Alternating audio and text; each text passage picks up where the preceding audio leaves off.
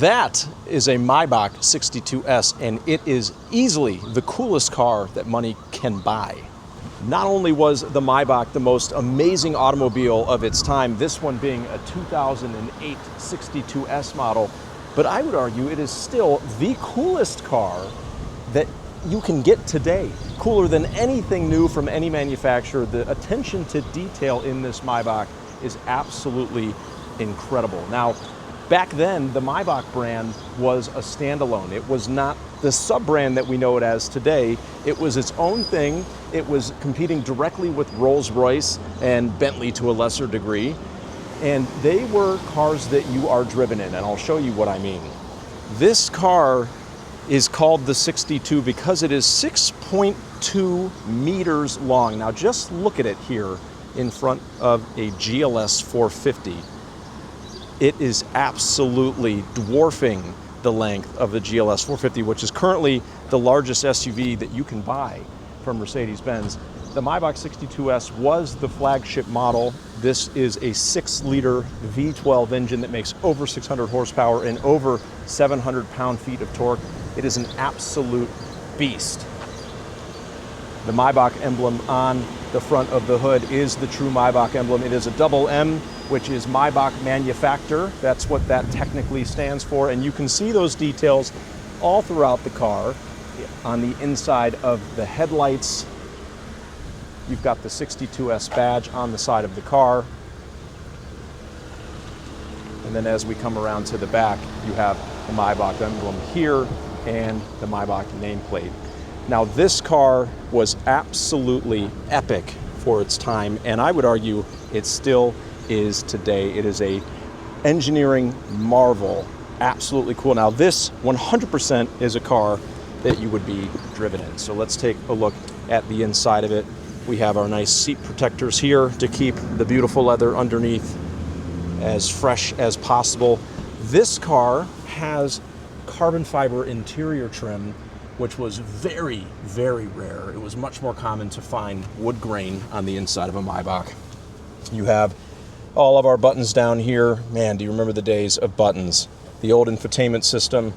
It had satellite radio all the way back in 2008. Our adjustable suspension button here. These two buttons are for what you see right behind me, which is the partition. So right now the partition is fully closed. I can open both the shade, and there's also a screen behind me that separates the driver from the passenger. So you can put the window up if you would still like to be able to see through, but you would like your conversations to remain private, and you can go a step further and have the shades come drawn so that the driver and the passengers are completely separated from one another.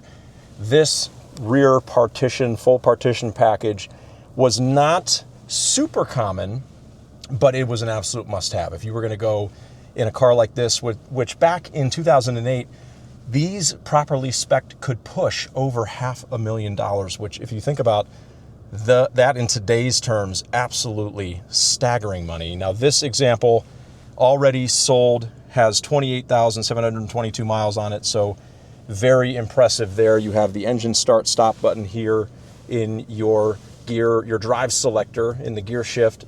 And let me take you to the back of the car. This is where the magic truly happens. But as you might expect, just about anything that was available technologically back then is available on this car. Short of a heads-up display, it had parking sensors, it had radar-based cruise control, which Mercedes-Benz calls Distronic. It had satellite radio, massaging, heated, ventilated seats, but so much more in the back of the car. So let's go and take a look at what we've got there. Now, if you look, just look at the length of these rear doors. It is almost limousine-esque. Just look at the cavernous back seat area here. This is what it's all about in this car, is the second row. Now I do have my button up here if I want to close the door myself, right? If I can't be bothered to wait for somebody to do it for me. Boom. And now that I am inside, with all the curtains drawn, you can see it gets quite dark back here, as a matter of fact. So if I want to do something about that, I have controls right here in the center that allow me to turn on overhead lights, lights that come on behind. I have my lock and unlock feature here. Now check out this button right here. If I need to communicate with the driver up front, I have an intercom system so that I can page up to the front. I have an ashtray here. I have my climate control down here. And behind me, I have up here my champagne flutes. Underneath here, I have a DVD player for the DVD system. I have my 6-disc CD changer and a storage compartment down below. So what about under here? If I open this up, I have all kinds of other controls, including my power shades. This is the shade in the rear. This controls the other side. And this would control the partition moving to the front. So I have full control of all of that. I also have a button to open up the sunroof if I wanted to do that as well, and buttons to determine how dark or light it will be.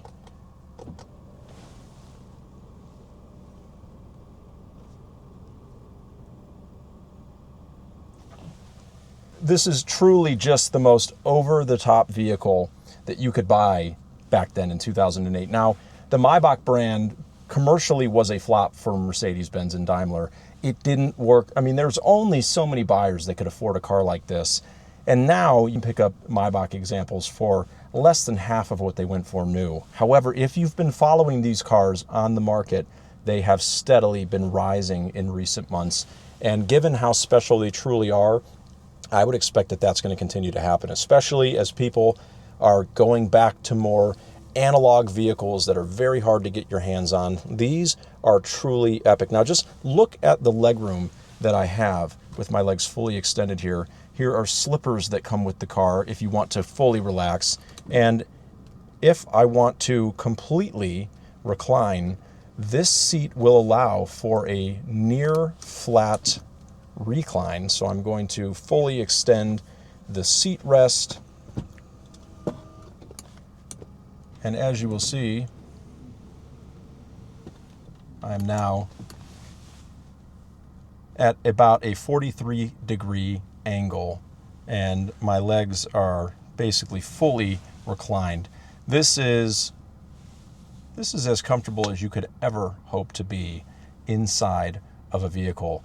Absolutely insane. We have dual TVs here in the rear partition that can be used to watch DVDs, movies, whatever you like. You could hook up your RCA gaming system to it.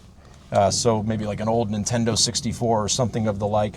Just to sit in one of these is incredible. I've seen only so few of them in my 15 plus years with Mercedes-Benz.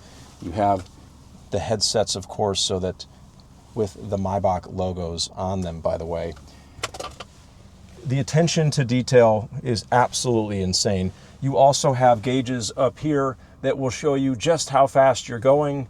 You have a clock and also the temperature, so you can monitor and yell at your driver either through the open glass, or if the partition is closed, you can use the intercom system to tell the driver to speed up or slow down to get to that important business meeting so much quicker. But again, I'm just going to show you around the cavernous interior. There is absolutely nothing like it. I would put this up against any modern car that you could buy today.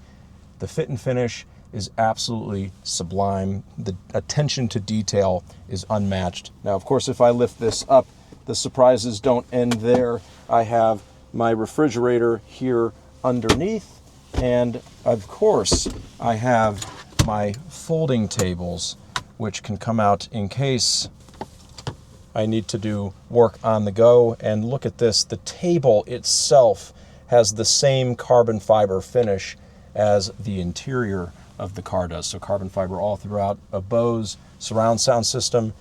This is just absolutely one of the most epic cars ever produced. It is, what a joy to even be sitting in it right now.